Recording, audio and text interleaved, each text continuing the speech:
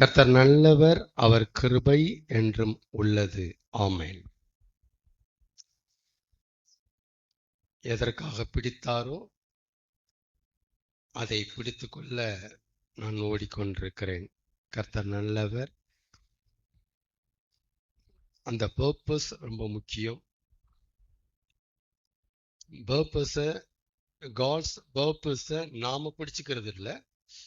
எப்பவுமே காட்ஸ் தேவனுடைய அந்த பர்பஸ் நம்மளை பிடிச்சுக்கிட்டோம். இதுதான் உண்மை. எதற்காக பிடித்தாரோ அதை நான் பிடித்துக்கொள்ள, அப்படிதான் சொல்றாரு. பின்னாலதான் சொல்றாரு பவுல். முன்னாடி எதை சொல்றாரு? அவருடைய பர்பஸை பேசுறாரு. அப்ப தேவனுடைய பர்பஸ் தான் முதல்ல மனுஷனை பிடிக்குது. அந்த பர்பஸ் பிடிச்சதனுடைய விளைவு தான், இம்பாக்ட் தான் பர்பஸை பவுல் பிடிக்கிறாரு. ஆமைனா? அதனால நம்ம ஒவ்வொருத்தரையும் காட்ஸுடைய பர்பஸ் பிடிச்சிட்டு இருக்கு. இன்க்ளூடிங் யூதாஸ் காரியத்தை சேர்த்தே பேசுறேன் நான். இன்க்ளூடிங் டெவில் சேர்த்தே சொல்றேன், மறந்துடக்கூடாது. அதான் ஆரம்பத்தில் என்ன சொன்னாரு? உலகத்துல நடக்கிற எல்லா சம்பவங்களுக்கு பின்னால தேவனுடைய பர்பஸ், நோக்கம், காரணம் இருக்கு. ஈச் அண்ட் எவ்ரி இன்சிடென்ட் நான் சொல்றேன், நான் ஒன்னோட விடல. நான் அனைத்திலும் தேவனுடைய பர்பஸ் இருக்கு. காரணம், பர்பஸ் இல்லாம தேவன் எதையும் செய்ய மாட்டார். அதில் நான் ஆழமா அப்படி பண்றேன், ரொம்ப ஆணித்தரமா ஃபீல் பண்றேன், நான் நம்புறேன். பர்பஸ் இல்லாம, நோக்கம் இல்லாம, காரணம் இல்லாம தேவன் எதையுமே செய்ய சீட்டை விட்டு எந்திக்க மாட்டார். அதே மாதிரி தன் டேபிள்ல வச்சிருக்கிற பேப்பருக்கு பர்பஸ் இல்லாம, நோக்கம் இல்லாம, காரணம் இல்லாம சம்மதம் தெரிவிக்கவும் மாட்டார். ஆமேன். ஆமேனா? ஆமா. அதனாலதான் சொல்லுவேன், நோக்கம் தரையில விழாது. எப்பவுமே பெரும்பாலும் நமக்கு தெரிஞ்சது அவருடைய வார்த்தை தரையில விழாது. அது அவர் செய்ய நினைக்கிறத குறிக்குது. அவர் செய்ய நினைக்கிறது தடைப்படாது. ஆனா நம்ம புரிய தவறுனது, பர்பஸ் தடைப்படாது. அவர் செய்ய நினைக்கிறது தடைப்படாது. எதை மனசுல வச்சு செய்ய நினைக்கிறாரோ அந்த பர்பஸும் தடைப்படாது. ஆபிரகாம்கிட்ட தேவன் ஈசாக்கு பிறப்பான்ட்டு சொன்ன காரியம் தடைப்படாது. ஆனா எதை மனசுல வச்சு இந்த ஆபிரகாம்கிட்ட தேவன் பேசினாரோ அந்த நோக்கம் தடைபடல. எப்பவுமே செயலும் பர்பஸும் கனெக்டடாவே இருக்கும். அதான் சொன்னேன், நோக்கம் இல்லாம செய்ய மாட்டாரு. அப்ப செயலுக்கு முன்னால பர்பஸ் இருக்கு. நோக்கத்தையும் செயலையும் நீங்க பிரிக்கவே முடியாது. எந்த ஒரு செயலுக்கு பின்னால காரணம் இருக்கும், பர்பஸ் இருக்கும். பர்பஸ் இல்லாம செயல் இல்லவே இல்லை. அதான் சொன்னேன், அதை திரும்ப திரும்ப சொல்றேன் நான். யோபுல அவர் செய்ய நினைத்த தடைபடாது மட்டும்தான் அங்க இருக்கு. அதுக்குள்ள ஒளிஞ்சிருக்கிறது எந்த நோக்கத்துக்காக செய்ய நினைக்கிறாரோ அந்த நோக்கம் தடைபடாது, தரையில விடாது, மாறாது. அப்ப அந்த ஹோல் யூனிவர்ஸும் அவருடைய பர்பஸ் அண்டர்ல கிடக்கு. செவ்வாய்க்கிரமாகட்டும், நட்சத்திரங்களாகட்டும், ஆகாய எதுவா இருந்தாலும் சரி, அவருடைய பர்பஸ்ல இருக்கு. தேவனுடைய நோக்கம் அவருக்கு அது ஒரு நோக்கம் இருக்கு. அந்த நோக்கத்தோட தான் அது வேலை செய்யுது. அது இருக்குது, செயல்பட்டு இருக்கு, அழியவும் போகுது. ஆமென். அதனாலதான் பவுல் ரோமர் 11 சொல்வாரு, சகலமும் அவருக்காகவும் அவருக்கென்றும் அவர் மூலமாயும் உண்டாயிருக்கிறது. அவருக்கு பர்பஸ், அவருக்காக பர்பஸ். ஆமென். கர்த்தர் நல்லவர். பார்க்கலாம். வேற வழி இல்லாம நம்ம கிட்ட இருக்கிறவங்க, வேற ஆப்ஷனே இல்லைங்க, வேற வழி இல்லைங்க அப்படின்னு நம்ம கிட்ட இருக்கிறவங்க, நிர்பந்தங்க, வழி இல்லை, இது ஒரு நிர்பந்தம், கட்டாயம் அப்படின்னு இருக்கிறவங்க வேற வழி கிடைச்சிட்டா கண்டிப்பா நம்மளை விட்டு போயிடுவாங்க. நம்பலாமா?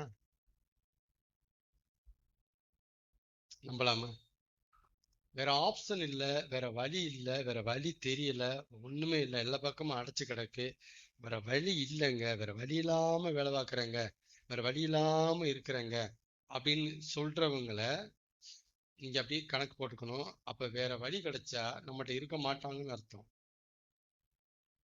இவன் சொல்றது அப்படிதான் சொல்றாங்க. அப்ப வேற வழி கிடைச்சா போயிடுவாங்க.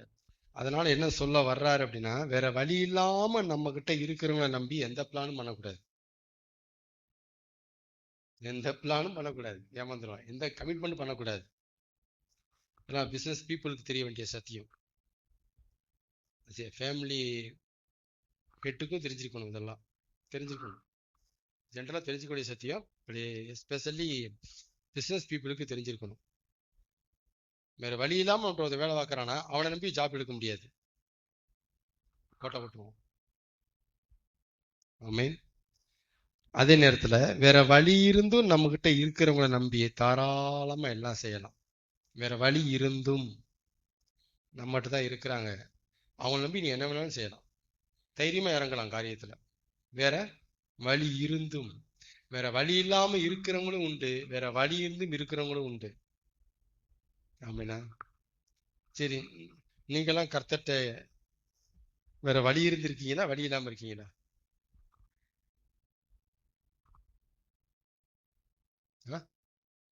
வழி இருந்தும் இருக்கிறீங்க, அப்ப நீங்க போயிருவீங்க. இப்படி பேசுனா போறதுக்கான அறிகுறி. வேற வழி இருந்தும்,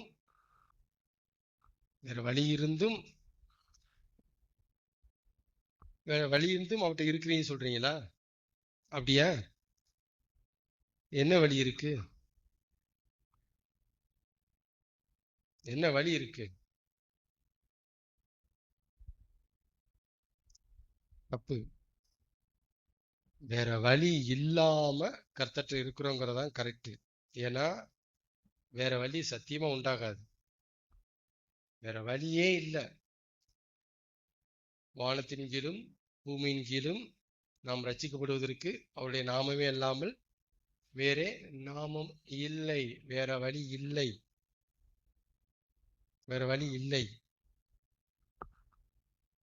இந்த கொடி திராட்சை கனி கொடுக்கிறதுக்கு திராட்சை செடியை விட்டா வழி இல்லை, வழி இல்லை. நான் சொல்றது புரியுதுங்களா? வேற வழி இல்லை. இந்த பாயிண்ட்டுக்கு வந்தாதான் நிக்க முடியும் இவர்கிட்ட. வேற வழி இருக்கா ஆண்டவரே? இருக்கிறீங்க அப்படின்னா இருக்க முடியாது இவர் ஏரியால, அவங்க போயிருவோம்.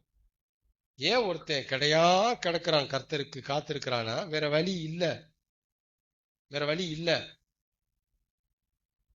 அதனாலதான் காத்து கிடக்குறான் அந்த பையன். வேற வழி இல்லை. வேற வழிங்கிறத நீங்க எப்படி புரிஞ்சுக்கணும்னா, இவர் அளவுக்கு வழி கிடையாது, இவர் அளவுக்கு நடத்துதல் கிடைக்காது, இவர் அளவுக்கு பாதுகாப்பு கிடைக்காது. இவர் தருகிற பாதுகாப்பு யாரும் தர முடியாது. அப்படி புரிஞ்சுக்கணும்.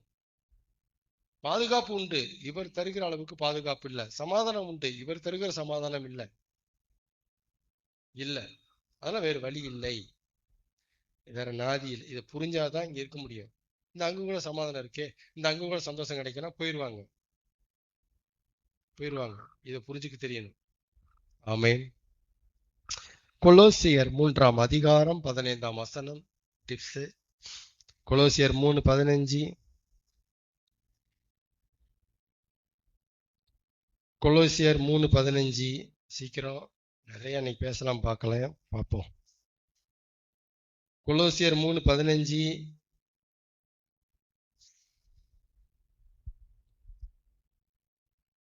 புதிய ஏற்பாடு,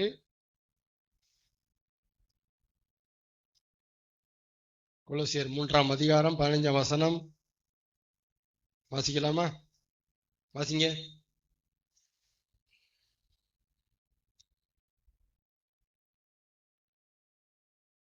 கொலோசியர் 3:15.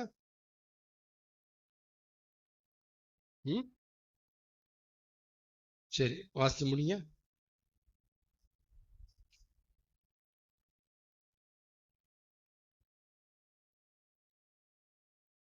நன்றி, அருகில் உள்ளவர்களுமாயிருங்கள். ஓகே, எபேசியர் 5:5 வாசிங்க.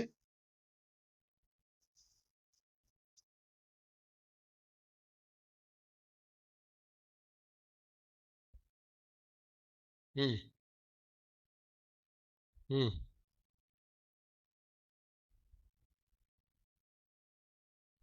ம்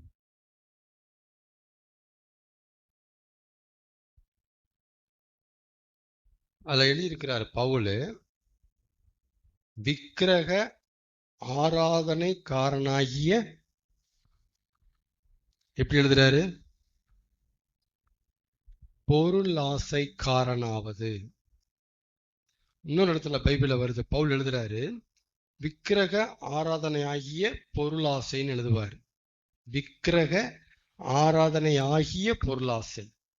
அப்ப பொருள் ஆசைய என்னன்னு சொல்றாரு? கடவுள் வழிபாடுங்கிறாரு. கரெக்டா? சிலை வழிபாடுங்கிறார் அவர். பொருள் ஆசை. இதத்தான் அந்த அந்த மாதிரி வழிபாடு செய்யறவனைத்தான் விக்கிரக ஆராதனைக்காரனாகிய பொருளாசைக்காரன். அவன் அப்படி சொல்றார் இந்த இடத்துல. விக்கிரக ஆராதனை நமக்கு தெரிஞ்ச சிலை வழிபாடு, சிலை வச்சு கும்பிடுறது. ஆனா நாம் அறிய தவறின தெரிந்திருக்க வேண்டிய சிலை வழிபாடு இந்த வழிபாடு, விக்கிரக ஆராதனையாகிய பொருளாசை. விக்கிரக ஆராதனையாகிய பவுல் சொல்ல விட்டதை நான் சொல்றேன். விக்கிரக ஆராதனையாகிய சுய நம்பிக்கை, விக்கிரக ஆராதனையாகிய சுயநலம், விக்கிரக ஆராதனையாகிய சுய இஷ்டம். விக்கிரக ஆராதனை அதுல ஒண்ணுதான் பொருளாசைங்க வருது. சுய இஷ்டத்துல பொருளாசைங்க வருது. சுயம் என்பது பொருள், அது மேல வைக்கிற ஆசை வந்து சுய ஆசை அங்க வருது. இதைத்தான் தீமைத்துக்கு எழுதும் போது பண ஆசைங்கிறாரு. அந்த பக்கம் எழுதுறாரு. அது பண ஆசை எல்லா தீமைக்கும் மேலா இருக்குது அப்படி போறாரு. இதேதான் அது. சரிங்களா? அப்ப விக்கிரக ஆராதனைங்கிறது என்னது? பொருள் ஆசை. ஏன் இப்படி பவுல் எழுதுறாரு? பொருள் மேல வைக்கிற ஆசைய, பணத்து மேல வைக்கிற ஆசைய, சுயத்து மேல வைக்கிற ஆசைய எதுக்கு பவுல் கடவுள் வழிபாடோட கனெக்ட் பண்றாரு? சொல்ல முடியுமா? ஏன் அப்படி போய் பேசுறாரு பவுல்? என்ன என்ன மீனிங் அப்படின்னா, கடவுளுக்கு மேல ஒருத்தன் எதை வச்சிருந்தாலும் அது கடவுள்.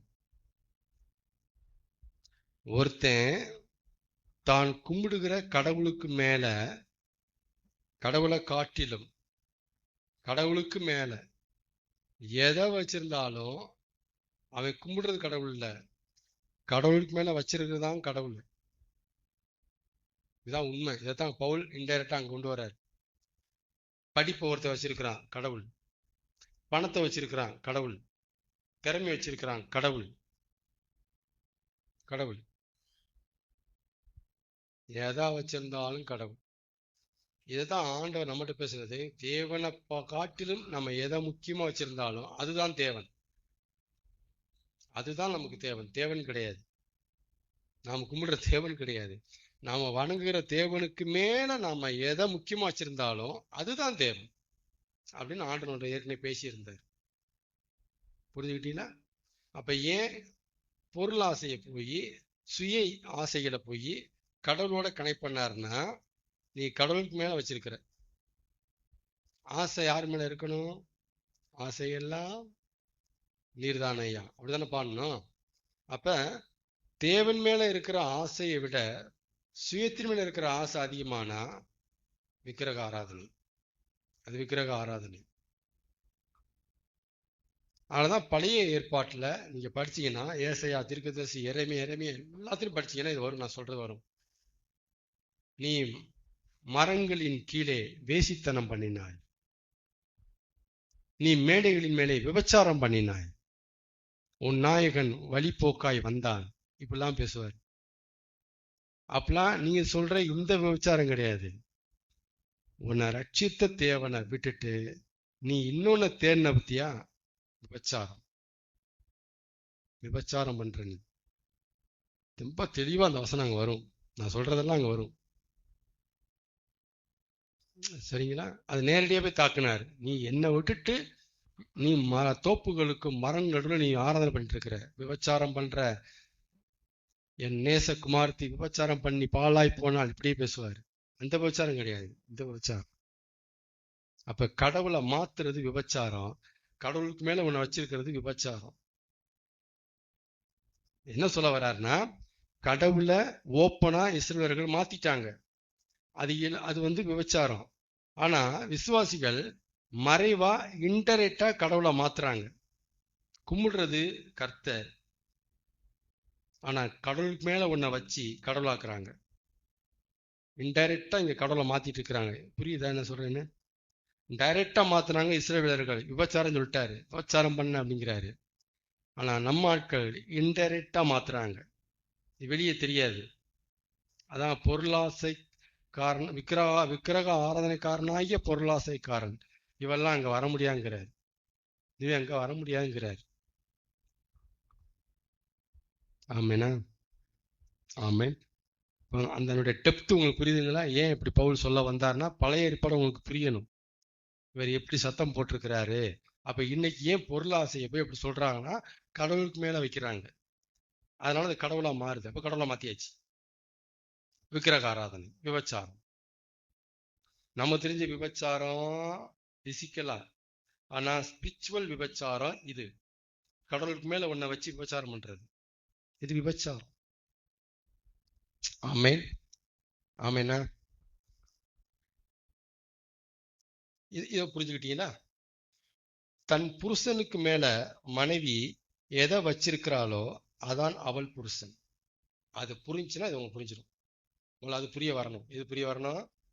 கடவுளுக்கு மேல எதை வச்சாலும் கடவுள். அதே மாதிரி தன் புருஷனுக்கு மேல, தன் திருமண பந்தத்துக்கு மேல இன்னொன்னு நீங்க எதை வச்சாலும் அதான் புருஷன். அதாவது புருஷனை தாண்டிய உறவு, புருஷனை மீறின ஆசை, புருஷனை மீறின எண்ணம், புருஷனை மீறின கனவு, அதுதான் புருஷன்.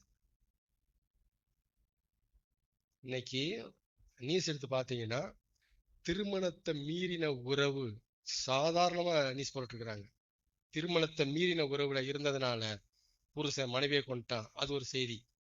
நாளை பார்த்தா திருமணத்தை மீறின உறவுல இருந்ததுனால மனைவி புருஷனை கொண்டுட்டான். சர்வ சாதாரண நியூஸ்ல போயிட்டு இருக்கு இன்னைக்கு. எது போயிட்டு இருக்கு? நான் சொல்றது நடந்துட்டு இருக்கு. அப்ப நமக்கு தெரிஞ்சது என்னன்னா, திருமணத்தை மீறின உறவு அப்படிங்கிறது, ஓ, இந்த புருஷன் இருக்கும்போது இன்னொருத்தனோட பழகிறது, இந்த மனைவி இருக்கும்போது இன்னொருத்தருடைய பழகிறது, இதுதான் நமக்கு தெரிஞ்ச, கண்ணுக்கு தெரிஞ்ச பிசிக்கல், இதுதான் நமக்கு தெரியுது. ஆனா ஸ்பிரிச்சுவலா இன்டைரக்டா திருமணத்தை மீறின உறவு ஒண்ணு இருக்கு. புருஷனை தாண்டி உறவுல இருக்கிறது, புருஷனை தாண்டி மிஞ்சி பேசுறது, நினைக்கிறது, சாதிக்கிறது, எல்லாமே திருமணத்தை மீறின உறவு. இன்டைரக்டா. டைரக்டா உலகம் தெரியுது. எப்படி கடவுளை மாத்துறது இஸ்ரேல் கூட்டத்துல தெரிஞ்சிச்சோ, இப்ப டைரக்டா திருமணத்தை மீறின உறவு தெரியுது. ஆனா எப்படி இன்னைக்கு கிறிஸ்தவத்துல இன்டைரக்டா கடவுளை மாத்துறாங்களோ, அதே மாதிரி வாழ்க்கையிலையும் கணவன் மனைவி ஒண்ணா இருக்கிறாங்க. ஆனா மனைவி என்ன பண்றா? புருஷனை மீறுறா. புருஷனை தாண்டி எனக்கு ஒரு உறவு வேணுங்கிறா, புருஷனை தாண்டி எனக்கு இது வேணுங்கிறா. அப்ப இது என்ன அர்த்தம்?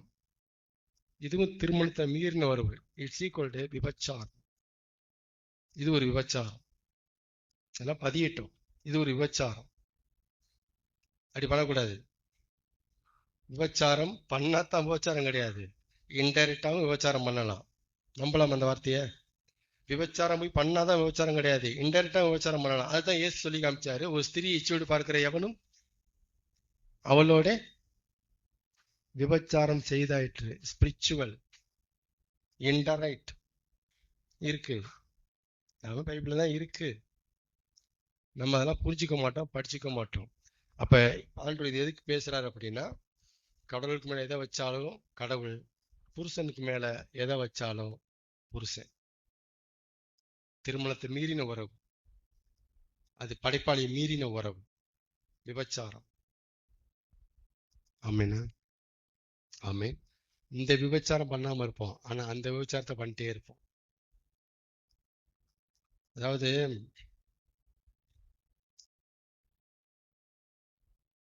ஏவாள் ஆதாமுக்காக தானே படைக்கப்பட்டா. ஏற்ற துணையை உண்டாக்குவோமாகன்ட்டு தேவனாகிய கர்த்தர் ஆதாமுக்காக ஏவாளை படைச்சாரு. அதுதான் சத்தியம். ஆனா காலம் எப்படி மாறி இருக்குன்னா, ஏவாளுக்காக ஏவாளை படைச்ச மாதிரி வாழ்ந்துட்டு இருக்கிறாங்க. ஏவாளுக்காக ஏவாளை தேவன் படைக்கவே இல்லை. இது சத்தியம்.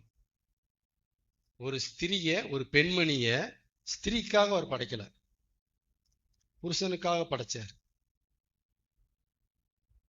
இதெல்லாமே சத்தியம். ஆனா கசப்பா இருக்கும். சத்தியம் அது கசப்பா இருக்கும். அவ்வளவு டார்க்கா இருக்கும், திக்கா இருக்கும் இந்த கசப்பு. ஸ்திரீக்காக ஸ்திரிய தேவன் படைக்கல, புருஷனுக்காக ஸ்திரிய படைச்சார். ஆமென். ஆமென்னா. கர்த்தர் நல்லவர். யோவான் 6ஆம் அதிகாரம் 66வது வசனம். யோவான் 6:66. யோவான் 6:66. பிசிக்கல் விபச்சாரம், ஸ்பிரிச்சுவல் விபச்சாரம், நல்ல சப்ஜெக்ட். அதெல்லாம் என்னன்னு பேசலாம், அதை டீப்பா போகும். கவனமா இருக்கணும்.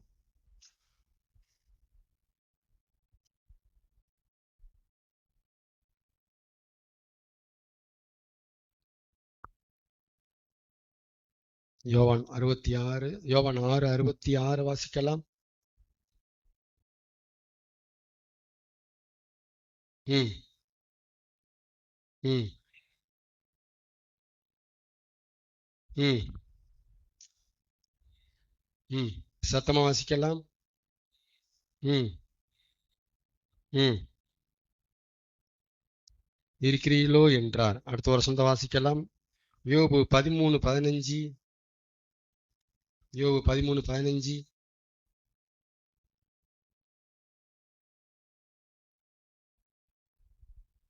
யோபு 13:15 வாசிக்கலாம்.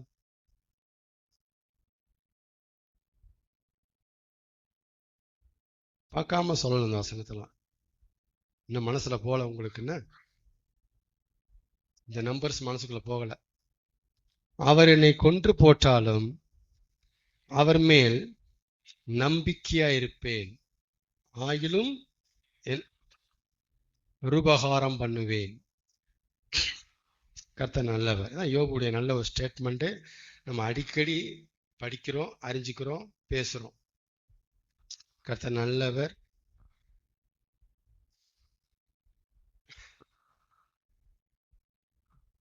நான் ஒரு காரியத்தை பண்ணிட்டு இருக்கும் போது, ஒரு விஷயத்தை செஞ்சிட்டு இருக்கும் போது, கர்த்தர் வந்து, டேனியல் இதை செய்யாதடா, எனக்கு பிடிக்காது அப்படின்னு சொல்றாரு. எனக்கு பிடிக்காது அப்படின்னு சொல்றாரு. நான் என்ன செய்யணும்?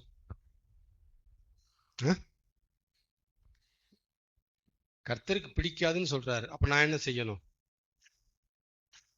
எது ஒழுங்கு, எது முறை, எது ஆர்டர்ல வருது, செய்யக்கூடாது. கரெக்ட் தானே? அதுக்கு பதிலா இந்த டேனியல் பேசுறேன். உங்களுக்கு பிடிக்காதுன்னா நான் என்ன செய்ய? உங்களுக்கு பிடிக்காத நான் என்ன செய்யட்டும்? எனக்கு பிடிக்குது, என்னைய தடுக்கிறீங்க? என் மேல பாஸ்ட் இருந்தா அப்படிலாம் கண்டிஷன் போடுவீங்களா? அடுத்து சுதந்திரமா விடணும். அடுத்து இல்லை, நான் மிதண்டாதம் பண்ணிட்டு இருக்க மாட்டேன். இப்படி சொல்றேன் கர்த்தட்ட. என் ஆண்டவராகிய தேவன் என்ன சொல்லுவாரு? டே, எனக்கு பிடிக்கலடா, விட்டுடுறா. உங்களுக்கு பிடிக்கல, உங்களோட வச்சுக்க, நாங்க என்ன செய்ய? எனக்கு பிடிக்குது, உங்களோட வச்சுக்கோங்க. பாசமா இருந்தா இப்பெல்லாம் கண்டிஷன் போடக்கூடாது, சுதந்திரமா இருக்க விடணும். சரியாது? ஒரு படைப்பாளை பார்த்து பேசலாமா அப்படி? பேசலாமா? இது ஒழுங்கா? இன்னொன்னுக்கு வரேன். நானும் இன்னொரு ஆளும் நல்லா டீப்பா பழகுறோம். நாங்க 2 பேருமே நல்லா பழகிட்டு இருக்கிறோம். நல்ல உறவு எங்களுக்குள்ள இருக்கு. கர்த்தர் தரிசனமாகி, டேனியலு அவனோட பேசாத, அவனோட பழகாத. ஏன் ஆண்டவரே? இல்லை கொஞ்ச காலம் செய்யாத, பிடிக்கல எனக்கு, செய்யாத அப்படி, சரியில்லை, பழகாத அப்படி சொன்னேன். என் உரிமையில தலையிடாங்க, என் உரிமை அது. உங்கள் பிடிக்கலாம் ஒதுங்கிங்க. ஏன் பழக்க வழக்கத்தை தலையிடுறீங்க? சரியா இருக்குமா அது? சரியா இருக்குமா? ஒரு படைப்பு பேசலாமா? சுய ஆசைய, சுய இஷ்டத்தை நிறைவேற்றுறதுக்கா செட்டப் கொடுக்குறாரு அவரு, செட்டிங் வைக்கிறாரு. இது சரியாகுமா? இது வந்து டிஸார்டரா தெரியல, அக்கிரமமா தெரியல, ஒழுங்கின்மையா தெரியல. இதுக்கு பேர் தான் இப்ப நான் சொன்னேன் அப்படின்னா நான் கடவுளுக்கு மேல நான் பழகுற ஆளை வச்சிருக்கிறேன்னு அர்த்தம். அங்கதான் அவன் கடவுளா எனக்கு மாறுறான். இவர் சொல்றாரு, நான் கேட்க மாட்டேங்கிறேன், இருக்கிறேன், இது என் உரிமைன்னு சொல்றேன். இன்னொன்னையும் கோட் பண்றேன், என் மேல உண்மையிலே பாசம் இருந்தா சுதந்திரமா இருக்க விடுங்க, கண்டிஷன் போடக்கூடாது. இது கண்டிஷனா? இது கண்டிஷனா? புரியுதுங்களா? அதனால அந்த ஃபர்ஸ்ட் சப்ஜெக்டோட கனெக்டடான வேர்டு இது. அதனால இது எப்படியோ அப்படியே திருமண உறவு, அப்படியே தாம்பத்தியம். ஒரு புருஷன் குடும்பத்தினர்களா இருந்து, பொறுப்புகளா இருந்து, கர்த்தருக்கு பின்னால இருக்கிற ஆளாவும் இருந்து, கர்த்தருடைய சமூகத்துல இருக்கிற ஆளா இருந்து, அவன் ஒண்ணு சொன்னா, ஸ்திரீ என்ன செய்யணும்? என் உரிமை, அப்படிதான் செய்வோம். வாய்ப்பில்லை ராசா, வேத ஒழுங்கே இல்லை, வாய்ப்பு இல்லை. இது செட்டப், திருமண செட்டப்ங்கிறது தேவன் வச்ச செட்டிங்கு, தேவன் வச்ச செட்டப்பு. இதுக்குள்ள பிசாசு எப்படிலாம் உள்ள வருவான். அவர் வச்ச செட்டப்ல கேம் விளையாடக்கூடாது. அவர் சொன்னா படைப்பு கீழ்ப்படுகிற மாதிரியே புருஷன் சொன்னா ஸ்திரீ கீழ்ப்படியணும். புருஷனுக்கு மேல வைக்கிறது புருஷன், வைக்கக்கூடாது. புருஷனை தாண்டின உறவு, புருஷனை தாண்டின பழக்கம் எல்லாமே புருஷன். விபச்சாரம், அது பேரு விபச்சாரம். அதான் ஆண்டு எனக்கு கற்றுக் கொடுத்தாரு திருநெல்வேலியில் இருக்கும்போது. கர்த்தருக்கு போகத்தான் எல்லாம் அப்படின்னு ஒருத்தன் வாழ்ந்துட்டானா அவருக்கும் இவனுக்கு இடையில சண்டையே வராது. நான் சொல்ல புரிஞ்சுக்கிட்டீங்களா? கர்த்தர் போகத்தாயா எல்லாம் அப்படின்னு ஒருத்தன் வந்துட்டானா கர்த்தருக்கும் இவனுக்கு இடையில சண்டை சச்சரவே வராது. பிரச்சனையே எங்க அக்கப்புறே வராது, அங்க வெடிக்க வாய்ப்பே இல்லை. இது எப்படி உண்மையோ, ஒரு குடும்பத்துல ஒரு பொறுப்புள்ள கணவனுக்கு முன்னாடி மனைவி அவருக்கு போகத்தான் எல்லாம், அவரை மீறி நமக்கு என்ன வேண்டியிருக்கு அப்படின்னு ஒரு மனைவி வாழ வந்துட்டானா கணவன் மனைவி சண்டைக்கு வேலையே இல்லை, வேலையே கிடையாது. பிரச்சனை எல்லாம் இங்கதான் இருக்கு.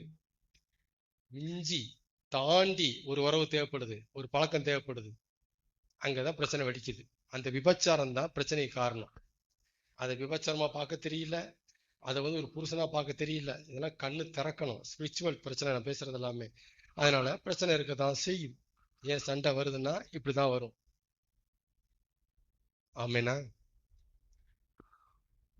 வீட்டுக்குள்ளே ஆளை செட் பண்ணிடுவான், ஊழியத்தையும் ஊழியக்காரன் நாசம் பண்றதுக்கு உள்ளே செட் பண்ணுவான். அதுதான் இயேசு தெளிவா சொன்னாரு, ஒருவனுக்கு அவன் சத்துரு அவன் வீட்டாரு, தெளிவாகவே சொன்னாரு.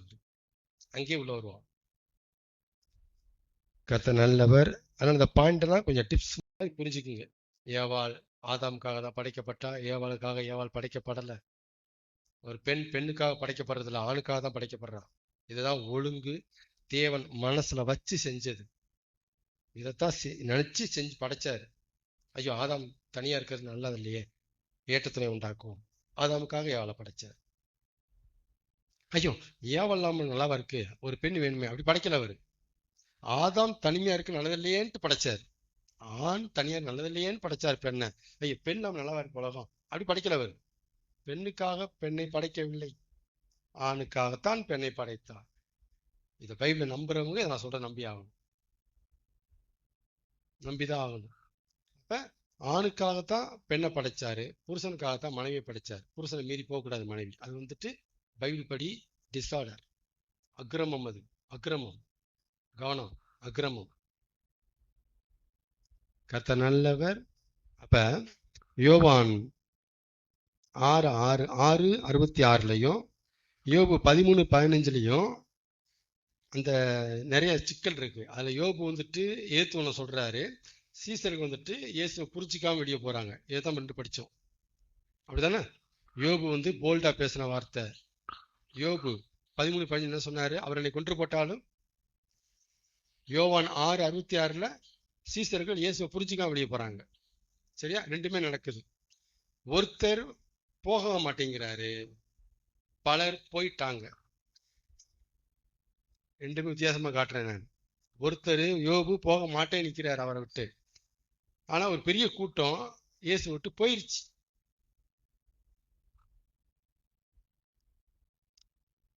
அதை படிக்கும்போது ஆண்டு எனக்கு கற்றுக் கொடுத்தது, கர்த்தர் நல்லவர் என்கிற அறிவுல நமக்கு விசுவாசம் இல்லைன்னா அந்த அறிவுல ஒரு உறுதி, ஒரு நிச்சயம் இல்லை அப்படின்னா அவர் அழைத்து கொண்டு போகிற சில பாதைகள்ல நம்மளால அவருக்கு பின்னாலேயே போக முடியாது, போகவே முடியாது.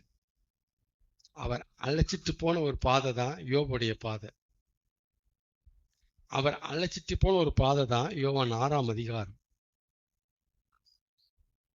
அவர் நல்லவருங்கிற நாலேஜ் இருந்ததுனால கொன்று போட்டாலும் அவர் மேல் நம்பிக்கையா இருப்பேன். இவர் நல்லவருங்கிற நாலேஜ் இல்லாதனால என்னது மாம்சத்தை புசிச்சு ரத்தத்தை பானம் பண்ணி என்ன அது அப்படின்னு போயிட்டான். என்ன அது என்ன பேசுறாரு, சரியான ஆர்வம் தெரியுதே, போயிட்டாங்க.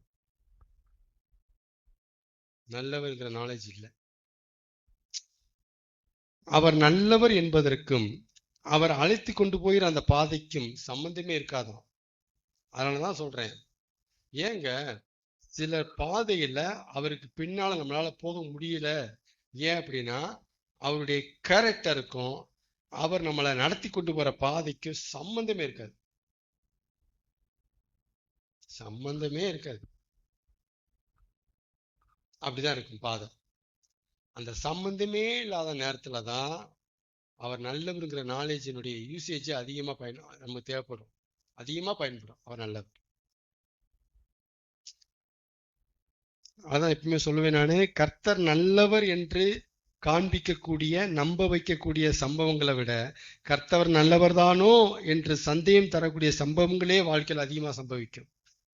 இப்படிதான் நடக்கும். கர்த்தர் நல்லவரா, கர்த்தர் எனக்கு நன்மை செய்தபடியால் அவரை பாடுவேன், கர்த்தர் நல்லவர் என்பதை ருசித்து பாருங்கள். இந்த சம்பவம் 20% தான் நடக்கும். அவர் நல்லவர் என்று உறுதிப்படுத்துகிற, ஊர்ஜிதப்படுத்துகிற, நிச்சயப்படுத்துகிற, காண்பித்து கொடுக்கிற, நம்ப வைக்கிற சம்பவங்கள் சொற்பமா இருக்கும். சரி நல்லவர்ல அப்படின்னு நம்மளை நம்ப வைக்கிற சம்பவங்கள் சொற்பமா நடக்கும். ஆனா கர்த்தர் நல்லவர் தானா, உண்மையிலே கர்த்தர் நல்லவரா என்ன சொல்லுங்கப்பா, என்னப்பா அப்படின்னு நமக்கு சந்தேகம் கொடுக்கக்கூடிய சம்பவங்களே 70% நடக்கும். 75%. பெரிய உதாரணம் யோசேப்பு. வேற எங்கேயும் போக வேண்டாம் நீங்க. பெரிய உதாரணம் அது. பெரிய சூப்பர் எக்ஸாம்பிள் அவர் தான், யோசேப்பு தான். இப்படிதான் நடக்கும். நகோமி எடுத்துக்கங்க, இப்படிதான் நடக்கும். யோபோடு எடுத்துக்கங்க, இப்படிதான் நடக்கும். அப்ப எதுக்கு மெஜாரிட்டி அதிகம்?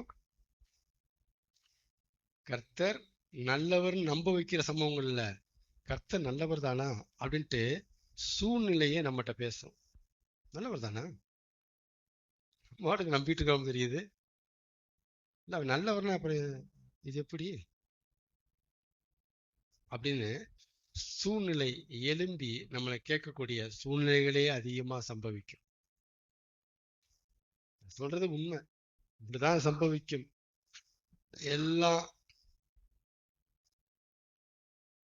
நம்ம 34 சங்கீதம் 34:8 நல்லவர் யோசித்து பாருங்க. அதுல ஒண்ணுதான் எடுத்துட்டு பிரசங்கம் பண்ணிட்டே உட்காந்துட்டு இருக்கிறோம். ஆனா அது ரொம்ப சொற்பம், விசுவாசிகளுக்கு புரியணும். அது ரொம்ப அப்படிப்பட்ட காட்சிகளும் சம்பவங்களும் சொற்பமா நடக்கும். அவர் நல்லவன் காமிச்சு கொடுக்கிற சம்பவங்கள் கொஞ்சமா நடக்கும், கொஞ்சம். ஆனா நல்லவர் தானாங்கிற சந்தேகம் உண்டாக்குற சம்பவங்கள் ஐயோ வருஷம் கட்டி நிற்கும். அதனாதான் சொல்லுவேன், கர்த்தர் நல்லவர் என்பதை, கர்த்தர் நல்லவர், அவர் கிருபை என்றும் உள்ளது. திரும்ப திரும்ப நம்ம வாயில இருக்கணும், நம்ம நாவுல இருக்கணும், தொண்டையில வரணும், அது மனசுல வந்துகிட்டே இருக்கணும். கர்த்தர் நல்லவர். தொடர்ச்சி ஈவினிங் இருக்கு, அதை பேசுவோம். கர்த்தர் நல்லவர், அவர் நல்லவர். அந்த தாட்டு, அந்த சிந்தனை, அந்த எண்ணம், அந்த நினைப்பு, அதுல ஒரு உறுதி, அதுல ஒரு சாலிடு டிசிஷன் போகவே கூடாது. ஏன்னா இது 70% சம்பவிக்கிறதுனால அதை உடைக்கும், அந்த எண்ணத்தை சிதைக்கும், அந்த விசுவாசத்தை குத்தும், கொலை செய்யும். ஏன்னா நல்லவர் நம்ம நம்பக்கூடிய சம்பவங்கள் கொஞ்சம் தானே நடந்திருக்கு. ஆனா நல்லவர் தானா சந்தேகப்படுற சம்பவங்கள் நிறைய நடக்குது. அதான் குத்தி கொலை செய்யுது. ஏதோ ஒண்ணு வச்சுட்டு பேசாத, எவ்வளவு நடக்கு பாத்தியா, நல்லது இல்லாம என்ன அப்படி குத்தும், கொலை செய்யும். ஆமென். புரிஞ்சுக்கிட்டீங்களா? அப்ப யோபு என்ன ஒரு நாலேஜ் இருந்தா, அவர் நல்லவருங்கிறதுல என்ன ஒரு விடப்படியான மன தெளிவு இருந்தா இந்த சுச்சுவேஷன்ல அவர் பேசுவார். அந்த வார்த்தையை எழுதி வைப்பாரு, பேசியிருப்பார். கசப்பு, உயிர் வாழ்றதே ஏன் கேள்வி இருக்கிறான். நான் உயிரோடு இருக்க செத்துறது நலங்கிறான். நைட்டு படுத்தா எப்ப பகல், பகல் விடிஞ்சா எப்ப நைட்டு. ஐயோ டெய்லி தேதியை கிழிச்சு கிழிச்சு என்னால முடியல. உமிழ் நீரை உள்ள கூட விழுங்க முடியாம தவிக்கிறேன். என் பற்களை விட கொஞ்சம் தோல் மாத்திரம் மிஞ்சிருக்கான். சொல்ற தோல் மாத்திரம் எல்லாம் நரம்பு தெரியுது, என் எலும்புகளை எல்லாம் எண்ணலாம். தூங்காதபடி என் கண் இமைய பிடிச்சிட்டு இருக்கிறீங்க, தூக்கம் வரமாட்டேங்குது. சரி கட்டில் எனக்கு ஆர்வம் தருன்ட்டு போய் கட்டில போய் சாஞ்சா தரிசனங்களால் என்னை நீ அலற பண்ணுகிறீர், அரண்டு உருள பண்ணுகிறீர், தூக்கம் வர மாட்டேங்குது. இது அடுத்து என்ன நடக்குமோ தெரியல, இது அடுத்த நாள் போமான்னு தெரியலையே, இந்த டெஸ்ட் அடுத்த டெஸ்ட் போகுமா, என்னால முடியலையே. இவ்வளவு சூழ்நிலையில தான் யோபு சொன்ன வார்த்தை அது. அவர் என்னை கொன்று போட்டாலும் நம்பிக்கை. இப்பெல்லாம் நம்பினவங்க யாருமே வீணா போல. இந்த ஃபெய்த் வந்து கொண்டாடப்பட வேண்டிய ஃபெய்த். யோபுடைய ஃபெய்த் கொண்டாடணும், கவனிக்கணும். அதுக்கு பின்னால இருக்கிற ரகசியங்கள் இது, சரிங்களா?